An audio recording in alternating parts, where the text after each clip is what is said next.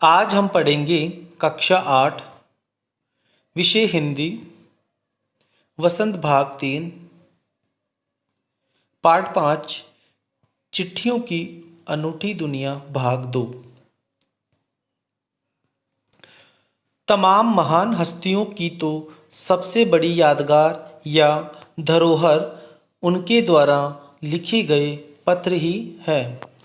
भारत में इस श्रेणी में राष्ट्रपिता महात्मा गांधी को सबसे आगे रखा जा सकता है।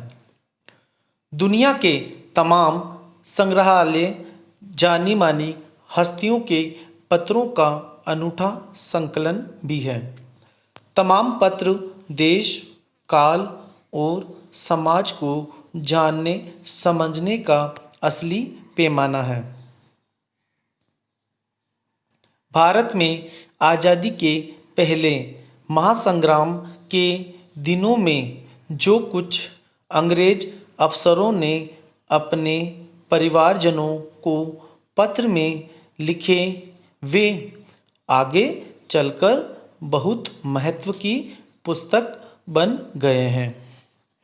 इन पत्रों ने साबित किया कि यह संग्राम कितनी जमीनी मजबूती लिए हुए था। महात्मा गांधी के पास दुनिया भर से तमाम पत्र केवल महात्मा गांधी इंडिया लिखे आते थे और वे जहां भी रहते थे वहां तक पहुंच जाते थे। आज़ादी के आंदोलन की कई अन्य दिग्गज हस्तियों के साथ भी ऐसा ही था। गांधी जी के पास देश दुनिया से बड़ी संख्या में पत्र पहुँचते थे, पर पत्रों का जवाब देने के मामले में उनका कोई जोड़ नहीं था। कहा जाता है कि जैसे ही उन्हें पत्र मिलता था उसी समय वे उसका जवाब भी लिख देते थे। अपने हाथों से ही ज़्यादातर पत्रों का जवाब देते थे, यानी कि वे जो भी जवाब देने थे अपने हाथों से जो पत्र लिख के उसका जवाब देते थे। जब लिखते लिखते उनका दाहिना हाथ दर्द करने लगता था तो वे बाएं हाथ से लिखने में जुट जाते थे। महात्मा गांधी ही नहीं, आंदोलन के तमाम नायकों के पत्र गांव-गांव में मिल जाते हैं।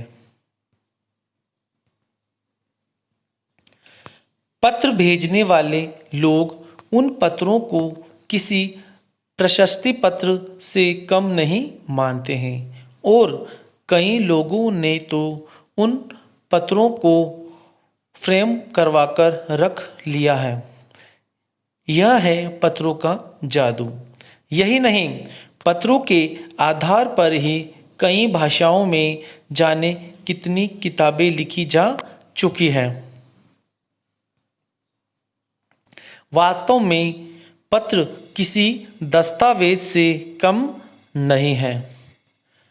पंत के 200 पत्र, बच्चन के नाम और निराला के पत्र हमको लिखियो है कहा तथा पत्रों के आईने में दयानंद सरस्वती समेत कई पुस्तकें आपको मिल जाएगी। कहा जाता है कि प्रेमचंद खास तौर पर नए लेखकों को बहुत प्रेरक जवाब देते थे तथा पत्रों के जवाब में वे बहुत मुस्तैद रहते थे। मुस्तैद का अर्थ होता है तत्पर रहना, यानी वो हमेशा तत्पर रहते थे।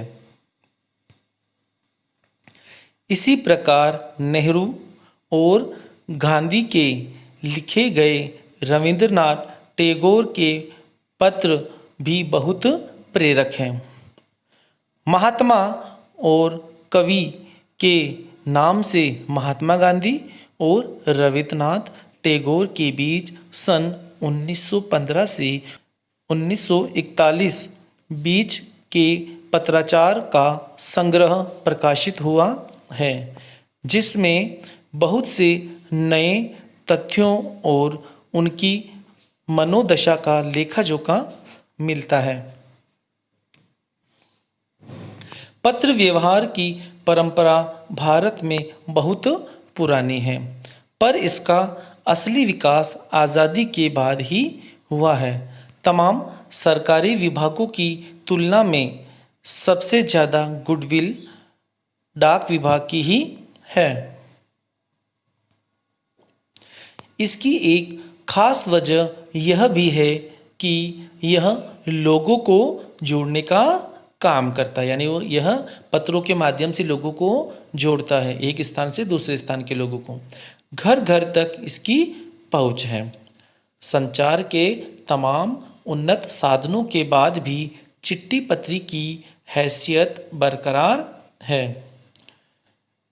शहरी इलाकों में आलीशान हवेलियाँ हों या फिर झोपड़पट्टियों में रह रहे लोग, दुर्गम जंगलों से घिरे गांव हो या फिर बर्फबारी के बीच जी रहे पहाड़ों के लोग हों, समुद्र तट पर रह रहे मछुआरे हो या फिर रेगिस्तान की ढाणियों में रह रहे लोग, आज भी खतों का ही सबसे अधिक बेसब्री से इंतज़ार होता है। यानी ये सब लोग आज भी खतों का ही इंतज़ार बेसब्री से करते हैं, यानी खतों का आज भी महत्व इन स्थानों पे अभी भी मौजूद है। एक दो नहीं, करोड़ों लोग खतों और अन्य सेवाओं के लिए रोज भारतीय डाकघरों के दरवाजों तक पहुंचते हैं और इसकी बहुआयामी भूमिका नजर आ रही है। दूर देहात में लाखों गरीब घरों में चूल्हे मनी ऑर्डर अर्थव्यवस्था से ही चलते हैं, यानी दूसरी जगह जो लोग काम के लिए जाते हैं तो वहाँ से वो पैसे भेजते हैं, तभी उनके चूल्हे गांव में जलते हैं, वो भी मनी ऑर्डर से पैसे भेजते हैं तब।